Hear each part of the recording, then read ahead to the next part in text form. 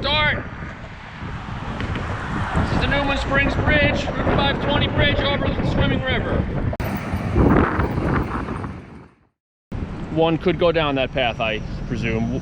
This one will not. I haven't looked at any deeds or anything, but apparently this is public land, so paid for by your tax dollars, and your tax dollars will go to arrest you if you try to go on it. There's a private house there, and I had to go inland and get around that, but I'm picking up the path here on this ridge overlooking the river.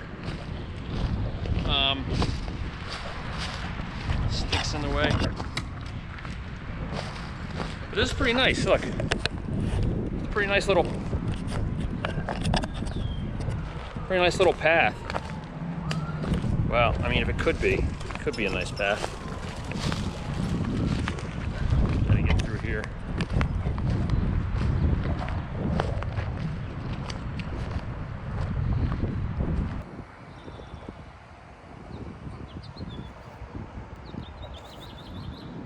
Now here we're coming up to actually one of the best public access points in all of Red Bank.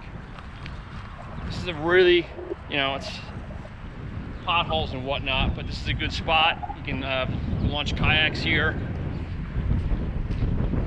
Great wide open stretch of the river.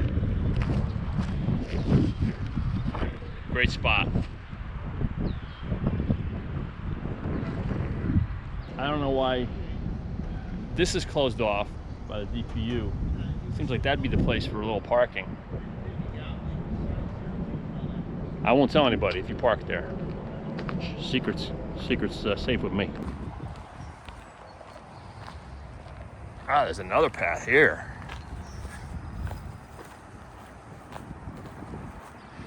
You really got two access points here. Didn't take us long, but it looks like I've discovered what appears to be the first evidence of a crime along the Red Bank waterfront. This is a safe somebody brought here, and they got in. They got it open. Jesus. This might be the most remote spot in Red Bank. There's not even any litter here, as far as I'm going to get along this stretch, because even this time of year, I'm not getting through this. Can't get around it. Pretty nice stretch right here. I mean, even this deer path I went down, probably flooded at high tide, but you know, it'd be a primitive trail or a boardwalk.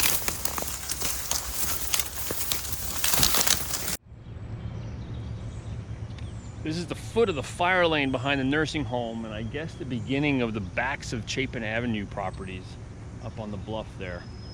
Like a lot of areas along the west side riverfront, it's a disgusting litter-strewn mess. And at the same time, it's beautiful. There's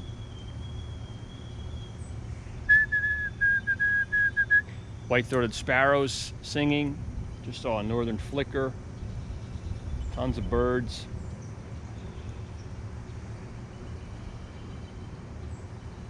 But no path.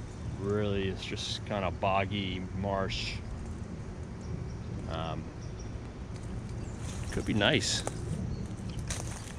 It ain't now.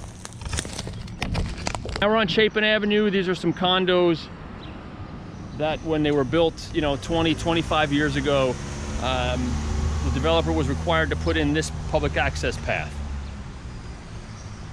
And then there also is an easement perpendicular to the river, along the river. And you'll see what happens when you get to the end. And I've written about this spot in the past. They've put up these no trespassing signs. Only pedestrian and least service dogs. No further access beyond this point. That doesn't really tell you if you're a pedestrian, you can go past this point. On the maps, on the property maps, this area along the ridge is a public access easement. I wrote about this more than a year ago. I thought maybe those no trespassing signs would come down, but nobody did anything. So much for public service journalism. But yeah, but this, you can see along this access spot that the adjacent condo owners have turned this stretch of public access easement into private patios behind a no trespassing sign. And I have actually heard complaints from residents of Chapin Avenue who have tried to come over here and use this easement, who have been told to leave by the residents here. They came over to look at the eagles, great bald eagle watching spot here. You know, technically you could come here, I think. You look at it on paper, I think you could come here and have a picnic on these people's picnic table they put here for the public to use ostensibly.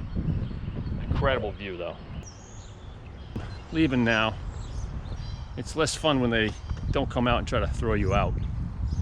It also makes much better video when that happens.